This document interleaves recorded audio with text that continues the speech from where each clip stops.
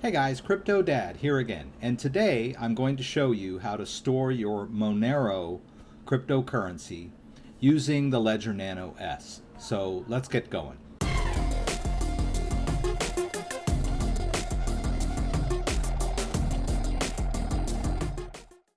Okay, so Ledger Nano S has added support for Monero, and so I thought I would do a video on how you go about doing this. Now keep in mind, we're not really storing the Monero on the Ledger Nano S. The Monero is stored on the Monero blockchain. What you're storing on the Ledger Nano S are the private keys, which is a very safe and secure way to store your private keys. And so that's really what we're attempting here. In order to use your Monero with the Ledger Nano S, you are going to need to use the Monero wallet, the desktop wallet version. There is no Monero application support in the Ledger Live application. So we're going to be kind of using a different way, which is similar to some of the other cryptocurrencies like Tron and Stellar, which still don't have application support in the Ledger Live application. You have to access them through different types of wallets. So, and there are a few pitfalls along the way. So let's dive in. I'm gonna show you some of the pitfalls that I ran into and hopefully help you avoid them as we go through this. So let's dive in. So one of the first pitfalls that I encountered was trying to get the Monero app installed on the Ledger device itself. All right, so the first order of business is connecting our Ledger Nano S to the computer and entering our PIN. All right, and once we have that accomplished, we can go over to the manager, and then you will need to confirm on the device in order for the Ledger Manager to run and interface with your device. Now, as I mentioned, Monero is not available in accounts, but it is available in the manager here. So we look down here and you can see that Monero is available. Now, the first pitfall that I ran into was it kept telling me there wasn't enough room to install Monero. So let's give it a try. I have several apps on here already, Bitcoin, Ethereum, Litecoin, and a couple others, as most people would. So we'll click Install Monero and see what happens. And of course, it tells you that it's there is insufficient device storage for the Monero app. Well, I went through the whole rigmarole of taking off an app here and taking an app off there and trying to install Monero, and it continuously told me that there was not enough room to install Monero. So if you are able to install Monero just like this, more power to you. But for those of you who are running into this exact same glitch, bug, whatever you want to call it, you have to remove every single application that is on your Ledger Nano S. I know it's a little bit of a pain, but if you want to use the Monero on your Ledger, if you want your Ledger Nano S to store your private keys for your Monero, then this is what you have to do. So in my case, I can see what I've got here, and you can't start with Bitcoin when you're uninstalling for some reason. So we start with the small ones. I'm going to take off Vertcoin. Now, mind you, I am removing apps from the device. Okay, this is what we're doing in the Ledger Manager. All right, I'm going to take off the Tron. So I'll let you watch when I uninstall Ethereum. So you'll see the Ethereum app will disappear. And last but not least, let's uninstall the Bitcoin app.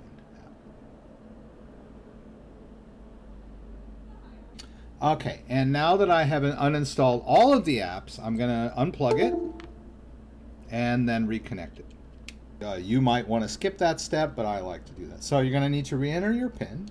All right, and you'll notice that when you do that, that it looks like you just bought it, right? Now, we didn't do a full reset of the entire ledger. We didn't do, when you do a full reset, you need to restore from your 24-word recovery phrase to get all of your wallets back. In this case, we just removed all of the apps and disconnected and reconnected. So it's acting as if I've never installed apps on it before. So it takes you through a few of the instructions, and then you just hit both buttons. Take yourself back to settings. And then you will need to reconfirm or confirm that you want to go into the Ledger Manager. Hitting that button.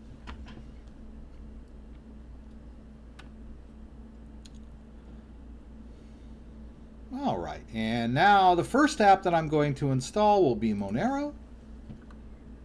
You can watch what goes on up here. And you'll see that it finally is processing and installing the Monero app. All right, and that was what I had to do to get Monero on here.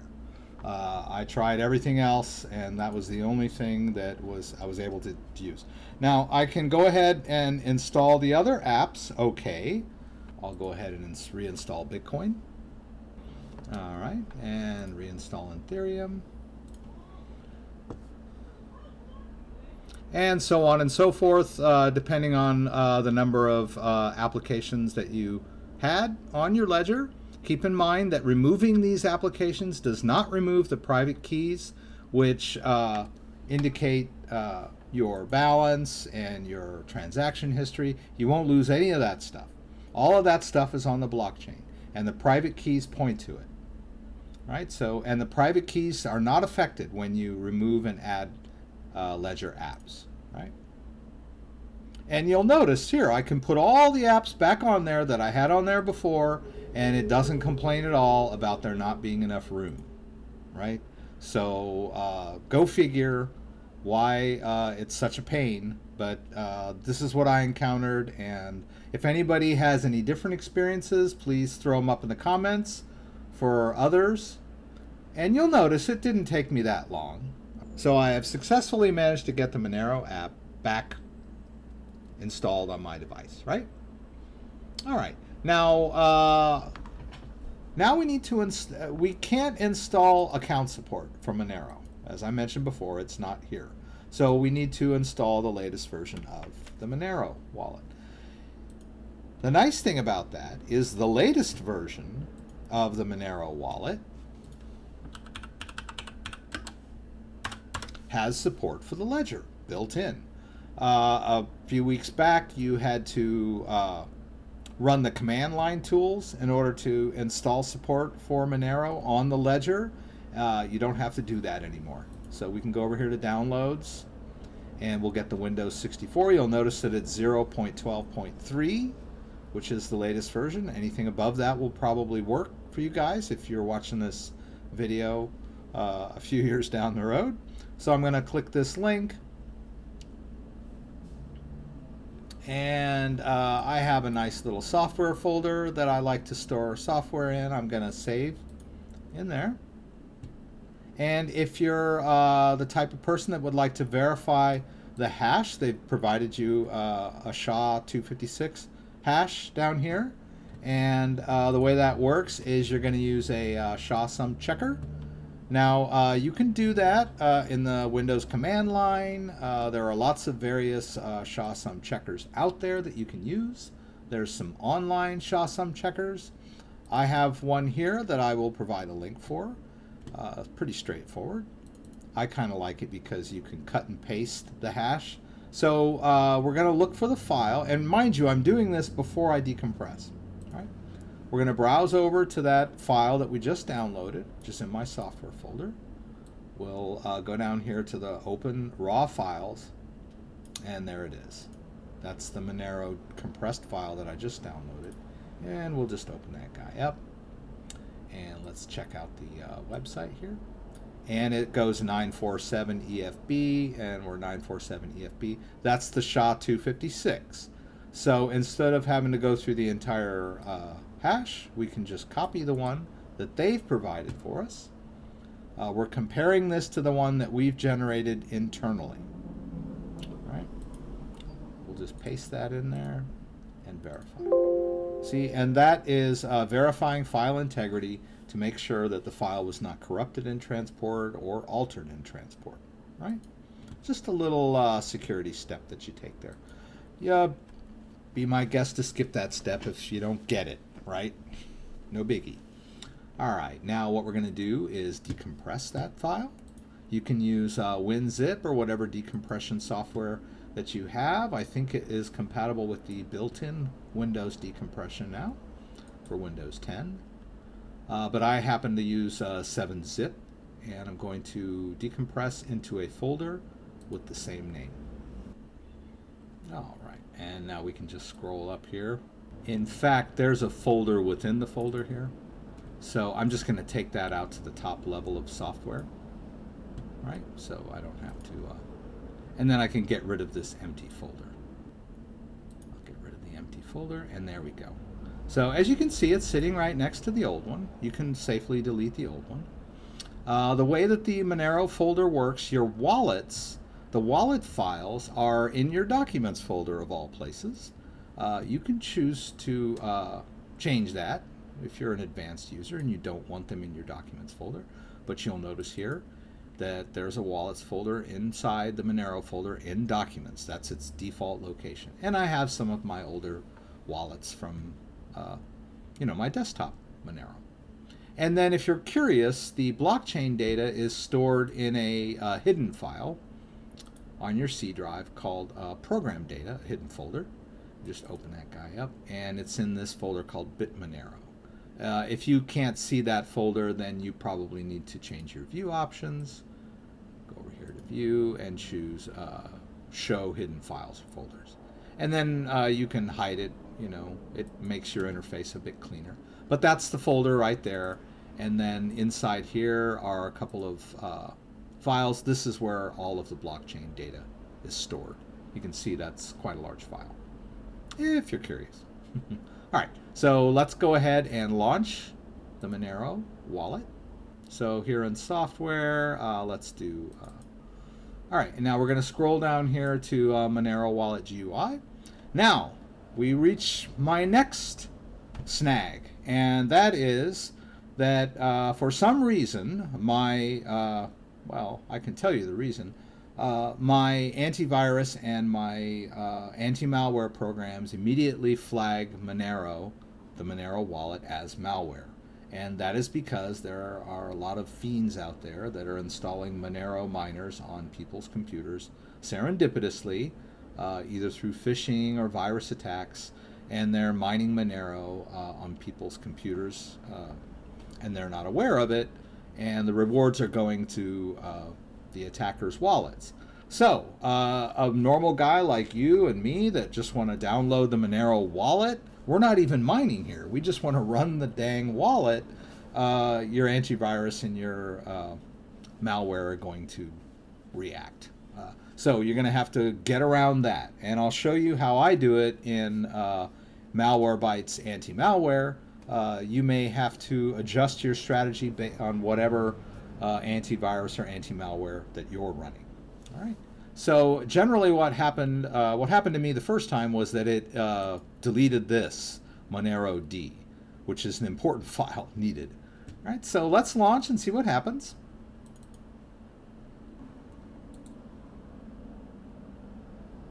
Aha. Okay. There's what I was looking for. So let's go back, and as you can see now, Monero D is gone. Right. So what we need to do is take preemptive action before we do this, right?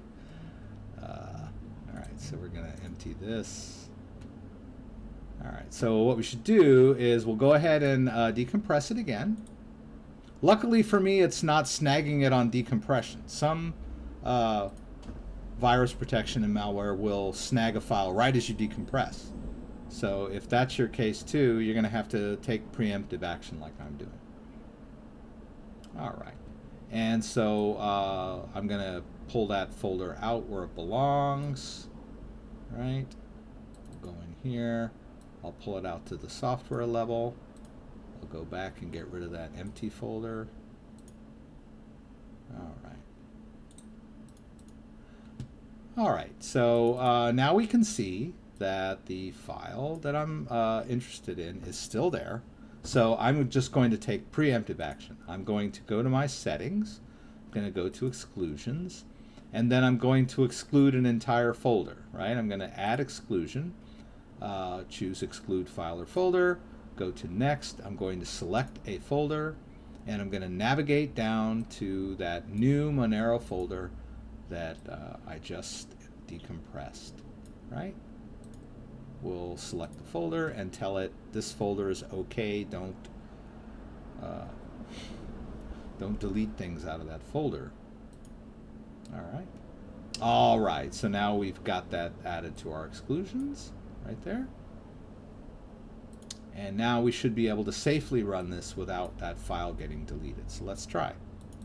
Now it's I've had this on my computer before, so it's asking me to enter the password for the main wallet. So I don't want to do that. I'm working with the Ledger now.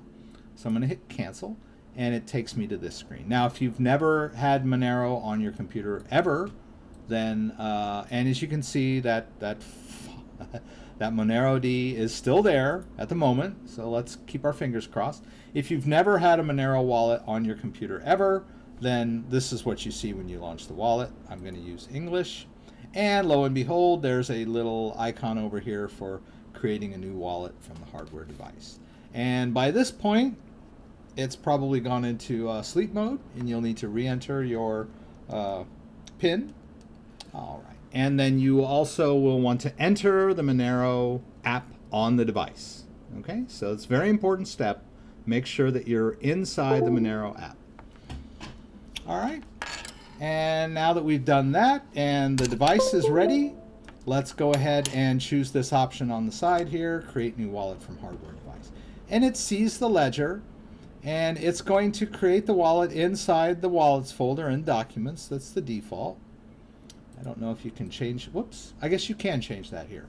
If you were to just click on it, you could change the location of where you want the wallet stored if you're super paranoid. And we all should be. I'm just going to keep it simple.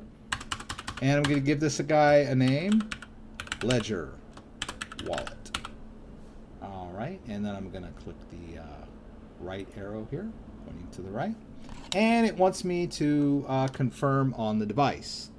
And I can confirm or deny this. I'm going to confirm it. And sometimes you have to do it twice. All right. Now, what it asked me to do was export the key. And I'll show you kind of what that looks like.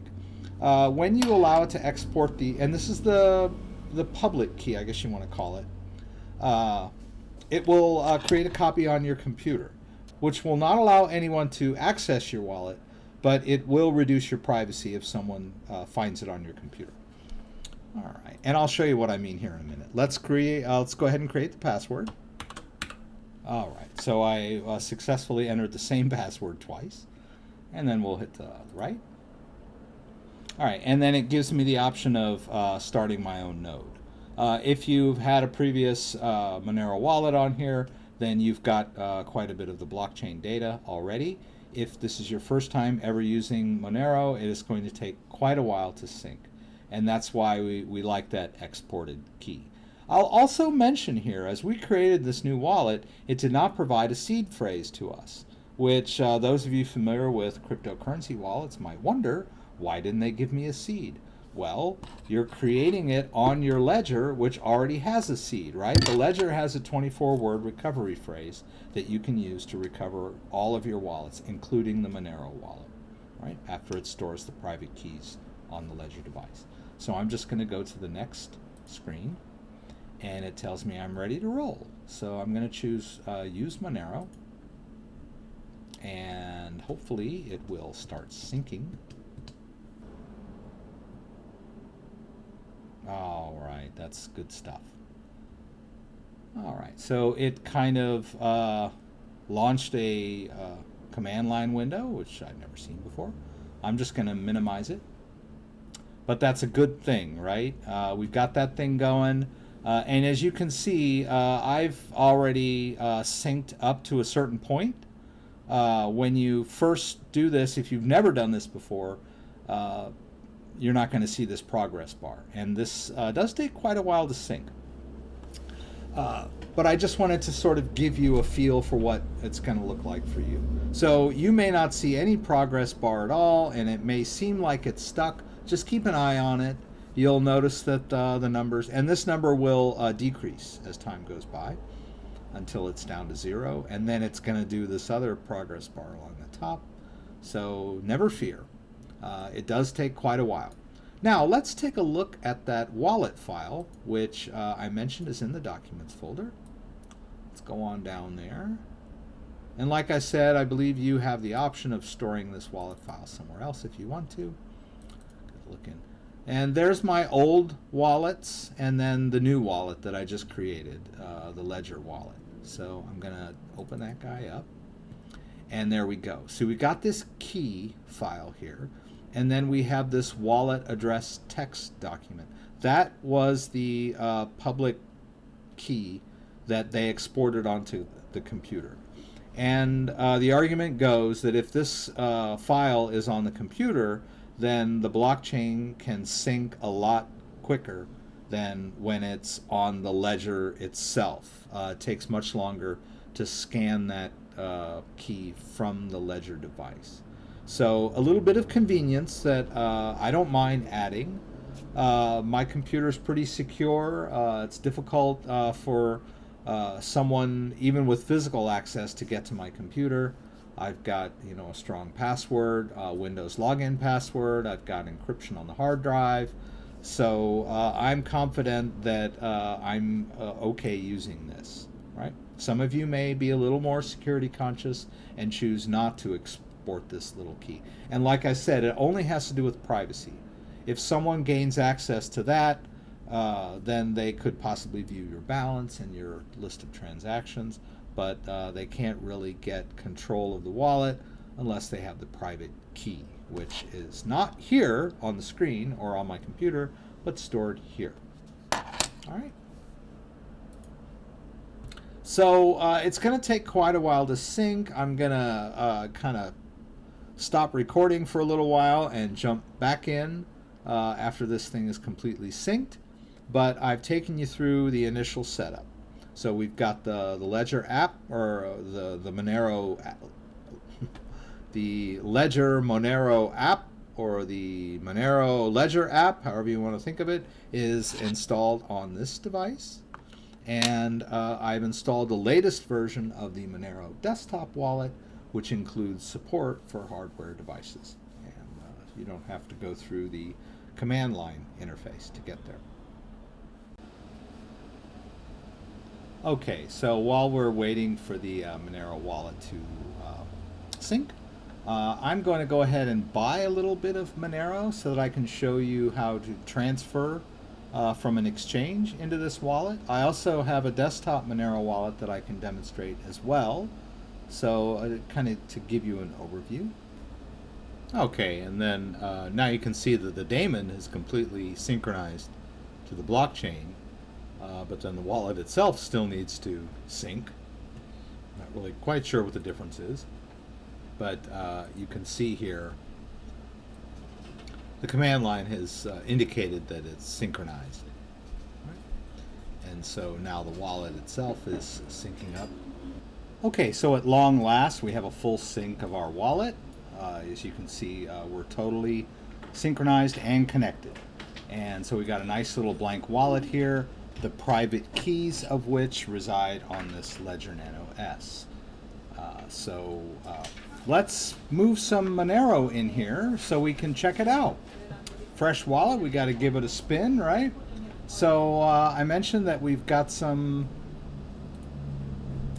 Monero on our Bittrex account, as you can see here. Got some Monero, and let's throw it into this wallet. So anytime you make a transaction with cryptocurrency, you need to get the receiving address. So we're going to go to our destination, which will be our shiny new wallet, and we need to go over here to receive, right?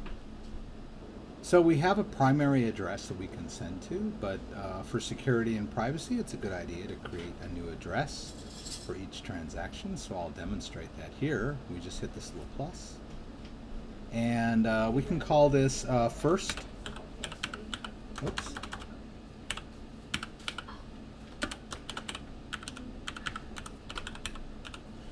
We'll call this one first transaction.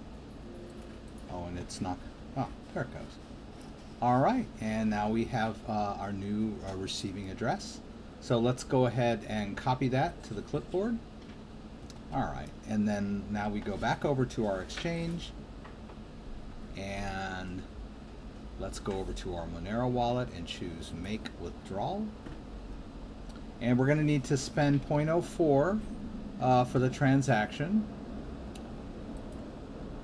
So we'll deal with that. The first thing we'll do is paste in that address. Now I'll mention that we do not need the tag when sending to our own wallet.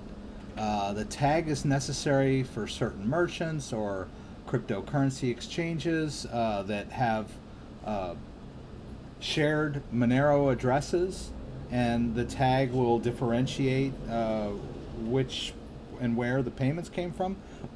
But in our case, we're just sending to our own wallet, and we don't need a tag. So how much are we going to send? Okay, so it looks like the exchange will just automatically subtract the fee if I just put in the full amount.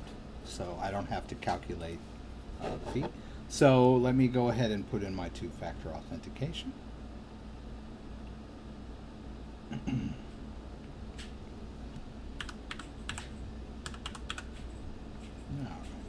withdraw, and it says the withdrawal was submitted. Okay. So we can sort of trace it. If we go down here to pending withdrawals, we can see that we've placed this withdrawal, and this is what's left over. It automatically subtracted it when I put in the full quantity. Alrighty, and there we go. Now we've got the balance in the wallet. Now it's going to take it a while to do a full confirm so that it will become spendable, but we have received the Monero, so we can rest assured that the balance is in our wallet. So now let's try a different transaction. So in this time, I'm going to create a new address, and we'll call this transfer, our first transfer. How do we call the first one? First transaction. We'll call this one first transfer, because we're going to transfer from our own wallet, my old type wallet, to this new type wallet. Right? So I'm just going to hit the copy. Now I need to close this wallet. All right. So we'll go to settings, and we're going to close the wallet. Right? And then we'll go to English, and this time we're going to open the wallet from the file. Right? And I'm going to open my main wallet, and I put in my password. Alrighty, and now you can see that we've got a balance in the old wallet. So we're going to do a send. And where are we going to send to? We're going to send over to the new wallet. I don't need a payment ID or a description. Or we could call this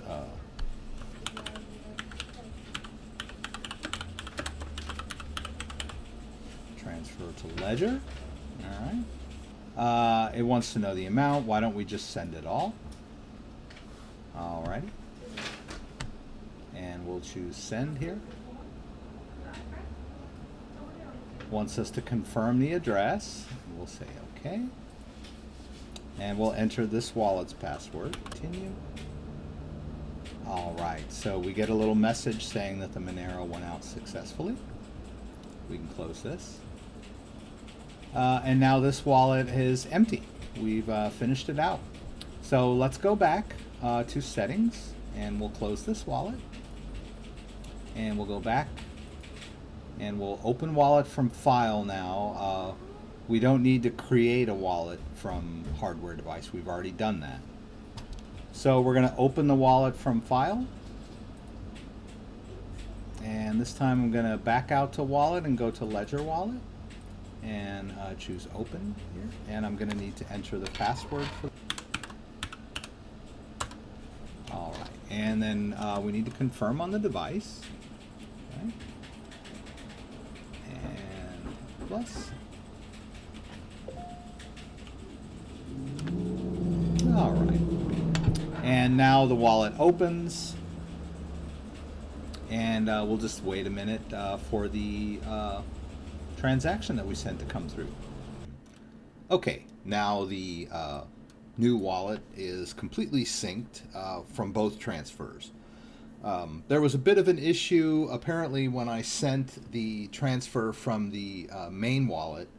I closed it too quick before the transaction had a chance to complete completely. It was I waited and waited on this end, and I could see the transaction, but it never completed. So basically I went back to the old wallet where the transaction had originated from, and noticed that it was pending on that side from the sending wallet, and was going to do some troubleshooting, but went to bed and woke up the next morning, which is today, and noticed that the sending wallet the transaction was no longer pending. It said that it had sent. So just a word of caution, don't be impatient when you play around with cryptocurrency wallets, especially Monero.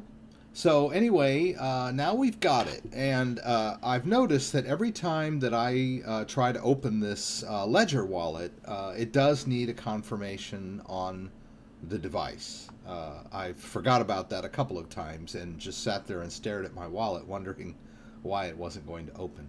So just keep that in mind. Once you get the private keys for this new Monero wallet on your Ledger, you will need to confirm on Ledger whenever you open it. And of course, whenever you send transactions, you'll need confirmation on here. So basically, the Ledger device is protecting your private key. And so only the holder of this private key and the hardware of the device will allow access to the wallet and sending and receiving. So it's quite a nice little system.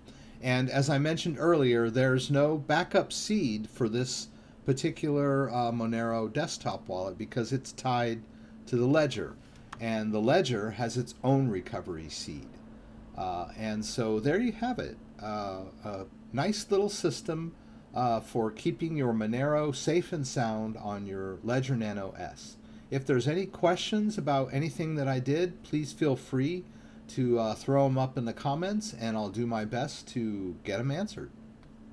I'd like to remind everyone that I have a live stream every Friday night at 6 p.m. Pacific Standard Time. Please join me for the live Q&A in LA. I look forward to seeing you there, and you can throw out any questions that you may have. If you like this video, give me a thumbs up. If you're watching the video on Steemit, give me an upvote. If you would like to subscribe to my YouTube channel or follow me on Steemit, I would appreciate it. When you subscribe on YouTube, there's a little bell that you can click that will allow you to be alerted whenever I post new content. Once again, thanks for joining me, and hope to see you again soon.